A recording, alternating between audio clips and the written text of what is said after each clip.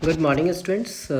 ये ITF part 8 है और इसमें आज हम डिटर्मिनेंट के एप्लीकेशन देखेंगे इन कोऑर्डिनेट ज्योमेट्री और जो थोड़ी बहुत और एप्लीकेशन है इसकी। यहाँ पे आपको एक ये रिज़ल्ट याद रखना है। ये एक साइक्लिक डिटर्मिनेंट बोलते हैं। ABC BCA CAB इसकी वैल्यू जो होती है 3ABC minus AQ BQ CQ होती है। ऑलवेज नेगेटिव होता है क्योंकि ये आपको पता है कि उसको आप A plus B plus C negative sign के साथ और A square plus B square plus C square minus AB minus BC minus CA लिख सकते हो। 2 से आप मल्टीप्लाई कर दोगे तो उसमें चेंज हो जाता है। 11th में ये सारी चीज़ें आपने की हुई है अलजेब्रिक एक्सप्रेशन के साथ।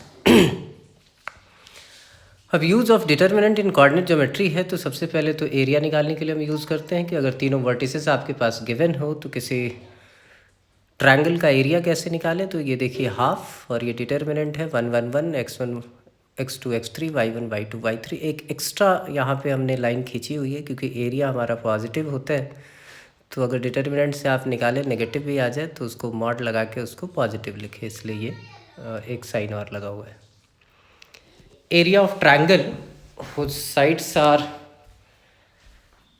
A1x B1y C1 is equal to 0, A2x B2y C2 is equal to 0, A3x B3y and C3 is equal to 0। अगर ये निकालना है तो एक ये आपके पास है। कोऑर्डिनेट ज्योमेट्री में भी आपने देखा होगा लेकिन वहाँ डिटर्मिनेंट नहीं किया था, इसलिए ये वाला फार्मूला आपको पढ़ाया नहीं है। आप इसको लिख सकते हो 1/2 A1 A2 A3 का मॉड और ये A1 B1 C1 A2 B2 C2 A3 B3 C3। A1 A2 A3 जो है वो कोफैक्टर्स हैं of C1 C2 and C3। इसका मतलब C1 C2 C3 वो आपको दिख रहा है, थर्ड कॉलम के कोफैक्टर्स हैं, उनका प्रोडक्ट फिर उसका मॉड साइन आपने लिया और इस डिटर्मिनेंट को आपने एक्सपेंड कर दिया तो ये एरिया आप डायरेक्टली निकाल सकते हैं। ये हेल्पफुल हो सकता है आपके लिए। 3 लाइन्स हैं आपके पास और आपको कॉन्करेंट प्रूव करना है तो कॉन्करेंट इनका डिटर्मिनेंट जो है वो इक्वल टू 0 हो जाएगा। यहाँ से भी ऊपर देख सकते हैं कि लाइन्स निकाला आपने, ये एरिया के लिए किया। अगर एरिया 0 हो जाए तो इसका मतलब कोई ट्रायंगल फॉर्म नहीं होगा, ट्रायंगल फॉर्म नहीं होगा तो ये तीनों लाइन्स जो होंगी वो कॉन्करेंट लाइन होंगी। अगर 3 पॉइंट कोलिनियर हैं तो ये भी वही वाला कॉन्सेप्ट है कि एरिया आप निकाल रहे हो, अगर एरिया 0 हो जाए तो पॉइंट जो होंगे वो कोलिनियर हो जाएंगे। Equation of a straight line आपको फाइंड आउट करनी है। 2 पॉइंट आपके पास होते ही हैं x1 y1 x2 y2, तीसरा पॉइंट आपने xy मान लिया। उन तीनों से जो एक ट्रायंगल फॉर्म हो उसका एरिया 0 हो जाए तो वो जो इक्वेशन आएगी वो स्ट्रेट लाइन की आएगी। वो सेम फंड आपने यूज़ किया है। एक आपके पास है, ये बस याद रखना है कभी इस टर्म में आ जाए तो, बाकी इस मेथड को यूज़ नहीं करना आपने। x1 y1 x2 y2 x3 y3 से पास करने वाले एक सर्कल की इक्वेशन एक 4x4 डिटर्मिनेंट है। एक्सपेंड करने का तरीका वही कि हर एलिमेंट अपने कोफैक्टर से मल्टीप्लाई होगा और किसी एक रो या किसी एक कॉलम के अलॉन्ग आप उसको एक्सपेंड करोगे तो उसके कोफैक्टर्स उसके साथ मल्टीप्लाई होकर ऐड हो जाएंगे तो ये आ जाएगा। तो ये डिटर्मिनेंट कहीं आपको दिखे तो आपको पता चल जानी चाहिए कि it is a equation of circle passing through the 3 points x1 y1 x2 y2 and x3 y3। अब इसके एप्लीकेशन देखते हैं। उसके ऊपर कुछ क्वेश्चन है कि find the area of triangle whose vertices are this. बहुत सिंपल सा है, ये आपने यहाँ पे 1 1 1 लिया, x1 x2 x3 y1 y2 y3 expansion की वो आपको आती है, एरिया आया पॉजिटिव तो एज इट इज़ रहने दिया। अगर नेगेटिव -61/2 आता तो भी हम मॉड साइन लगा के उसको पॉजिटिव लिखते हैं। इसका यूज़ यहाँ पे है कि अगर k की वैल्यू निकालनी है और area of triangle 4 square unit given है तो सबसे पहले तो आप एरिया निकाला आपने 4k - 2, इसको मॉड साइन के अंदर लिखा क्योंकि आपको नहीं पता कि 4k - 2 पॉजिटिव है या नेगेटिव, मॉड साइन लगा दिया, उसके साथ इसको सॉल्व करना है। अदरवाइज़ आप एक ही वैल्यू निकालेंगे दूसरी वैल्यू भूल जाएंगे। तो ये है कि भाई इस मॉड साइन का मतलब ये है कि एरिया पहले निकाल के और अननोन की वैल्यू जब निकालनी हो तो मॉड साइन लगा के फिर उसको डील करेंगे। तो k की 2 वैल्यूज़ आ गई आपके पास 12 एंड 4। ये थर्ड क्वेश्चन है, यहाँ पे आ गए कि एक डिटर्मिनेंट है second order. Determinant of second order is made with the element 0 and 1। Second order मतलब 2x2 डिटर्मिनेंट है। Find the number of determinant with the non negative values. Non negative का मतलब क्या है कि 0 हो सकता है और पॉजिटिव हो सकता है, नेगेटिव वैल्यू नहीं आ सकती। तो टोटल नंबर ऑफ डिटर्मिनेंट कितने होंगे तो ये 4 प्लेसेस हैं जहाँ पे ये सिर्फ 2 एलिमेंट आ सकते हैं 0 1, तो 2 into 2 into 2 into 2 that means 16। अब नेगेटिव के कौन कौन से केसेस हो सकते हैं वो हमने निकाल लिया। नेगेटिव तभी हो सकता है जब सब ऑर्डिनेट डायगोनल आपके पास नेगेटिव आ रहा हो, क्योंकि 2 ही एलिमेंट है 0 एंड 1। तो एक कॉम्बिनेशन हमने ये बना ली 0 1 1 0। अब इस 0 की जगह अगर 1 लिख दें तो भी ये -1 ही आएगा आउटपुट, और यहाँ लिख दे तो भी ये -1 आएगा। तो एक केस तो आपके पास ये हो गया, दूसरा केस ये हुआ, तीसरा केस ये हुआ। तो टोटल 3 ऐसे केसेस होंगे जब नेगेटिव वैल्यू आएगी। तो टोटल में से हमने 3 माइनस कर दिया तो 13 ये आपके पास आ गया। यहाँ पे कि if the lines this are concurrent, ये लाइन 2 वेरिएबल लाइन है, ज़रा ध्यान से देखो, 3 वेरिएबल नहीं है। तो 2 वेरिएबल्स और 3 equations they are concurrent, lines की इक्वेशन है। तो अगर ये कॉन्करेंट होंगी तो आपको 1/1 minus a plus 1/1 minus b sigma लगा हुआ है, तो ए बी सी तीनों के लिए निकालना है। 1/1 माइनस सी की वैल्यू क्या होगी? लाइन्स कॉन्करेंट है तो कॉन्करेंट वाली प्रॉपर्टी हमने यूज़ की कि इस डिटर्मिनेंट की वैल्यू 0 होगी। अब 1 माइनस ए वाली एक टर्म दिखेगी, इसलिए हमने कोशिश की कि थोड़े से ऑपरेशन कर लें। तो 1 माइनस ए कैसे आ सकता है? तो C2 माइनस C1 कर दिया, C3 माइनस C1 कर दिया, और उसके बाद हमने एक्सपेंसन की। एक्सपेंसन करने के बाद हमें दिख रहा था कि हर टर्म के साथ b-1 c-1 1 माइनस ए c-1 ऐसे वाली टर्म है। तो पूरी इक्वेशन को हमने 1 माइनस ए 1 माइनस बी 1 माइनस सी से डिवाइड कर दिया। तो हमारे पास आ गया a/1 minus a plus 1/1 minus b plus 1/1 minus c equal to 0। लेकिन हमें चाहिए था 1/1 माइनस ए, तो इस ए को गायब करना होगा, और इस ए को गायब करने के लिए हमने दोनों साइड 1 ऐड कर दिया। तो पहली 2 टर्म जब ऐड होंगी तो 1/1 माइनस ए आ जाएंगे, राइट हैंड साइड में 1 आ गया।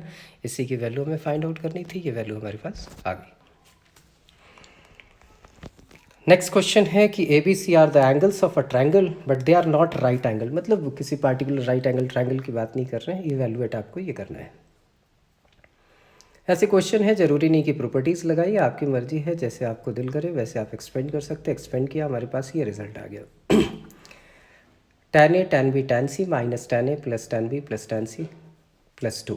आप किसी भी ट्रायंगल के लिए आप देखो क्या लिखते हो, A plus B plus C is equal to pi, दोनों साइड आप tan रिलेशन लोगे तो tan A plus B plus C is equal to वही आएगा S1 minus S3/1 minus S2।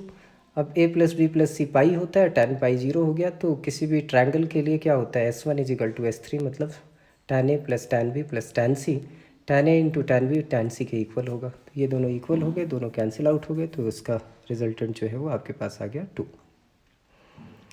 ये क्वेश्चन है, ये क्वेश्चन आता है, बड़े ध्यान से देखना है इसको। एक 3 डिजिट नंबर है, वो इस टर्म में लिखा हुआ है x31। तो x क्या है तो मेंशन है, आप देखिए XYZ are the integers lying between 0 to 9। वो किसी एक इंटीजर को रिप्रेजेंट कर रहा है 0 से लेकर 9 तक, दैट मीन्स एक 3 डिजिट नंबर है। 2y3 and 3 5 z are the divisible by a fixed integer lambda, ये लेमडा से डिविजिबल भी हैं। तो आपको प्रूव करना है कि ये वाला डिटर्मिनेंट भी लेमडा से डिविजिबल होगा। अब बिल्कुल देखिए बेसिक कहाँ 4th 5th क्लास में आपने प्लेस वैल्यू पढ़ी है, बिल्कुल वहाँ पे आप पहुँच गए कि x31 को आप क्या लिख सकते हैं 1000 into x plus 30 plus 1। 2y3 को क्या लिख सकते हैं 200 प्लस 10y प्लस 3। 35 को क्या लिख सकते हैं 300 plus 50 plus z are divisible by lambda, ये आपके पास गिवन है। अब ये डिटर्मिनेंट हमने लिया, और इस डिटर्मिनेंट में हमने क्या किया कि ऐसी टर्म बनाने की कोशिश कर रहे हैं। तो ऑपरेशन है हमारे पास कि R3 goes to R3 plus 10 R2 plus 100 R1। तो उससे क्या आएगा हमारे पास, देखिए x3 x31 2y 2y3 3y 35z। अब R3 जो है वो लेमडा से डिविजिबल है, तो लेमडा आप बाहर लेके आ सकते हो, इसका मतलब ये डिटर्मिनेंट भी लेमडा से डिविजिबल हो गया। ए बी सी हमारे पास एंगल्स है फॉर ट्रायंगल, एंड आपको ये प्रूफ फाइंड आउट करना है कि इस डिटर्मिनेंट की वैल्यू क्या होगी। यहाँ पे थोड़ी सी एक केस हम देखते हैं कि cos B cos C है, तो एक प्रोजेक्शन फार्मूला होता है, तो कुछ चीज़ें दिमाग में रखनी पड़ेंगी। तो हमने वही किया कि एक स्पेशल केस में आपको बताया था कि रो वाइज आप मल्टीप्लाई कर सकते हो, कॉलम वाइज मल्टीप्लाई कर सकते हो, ऐसा कुछ। तो यहाँ पे भी हमने कॉलम वाइज ABC से मल्टीप्लाई किया है, फर्स्ट रो को A से, सेकेंड रो को B से, थर्ड रो को हमने C से मल्टीप्लाई कर लिया और इनको ऐड कर लिया। तो तो एक प्रोजेक्शन फार्मूला आपको मिल गया। एक वो आप क्या लिखते थे, बी कॉस सी प्लस सी कॉस बी, तो जहाँ जहाँ वो दिख रहे हैं वहाँ पे हमने पुट कर दिया, तो माइनस ए प्लस ए हो गया। B cos C cos B वो तो बाकी अनअल्टर्ड है। यहाँ B minus B C minus C, तो इसका मतलब इस C1 के तीनों एलिमेंट जीरो हो गए, तो इस डिटर्मिनेंट की वैल्यू क्या आ गई आपके पास, जीरो आ गई। एक थोड़ा सा ये फैक्टोरियल रिलेटेड है कि for a fixed positive integer n evaluate d is equal to this and find d divided by n factorial का होल क्यूब।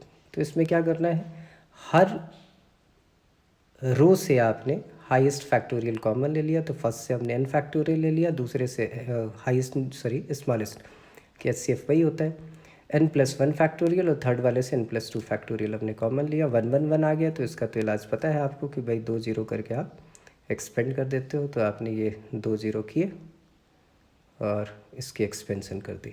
यहाँ n 0 0 नहीं, यहाँ 1 0 0 लिख लेना, ये मिस्टेक है। इसके बाद एक्सपेंसन किया आपने, तो एक्सपेंसन करने पे ये टर्म आ गई n factorial n+1 factorial n+2 factorial into 2n।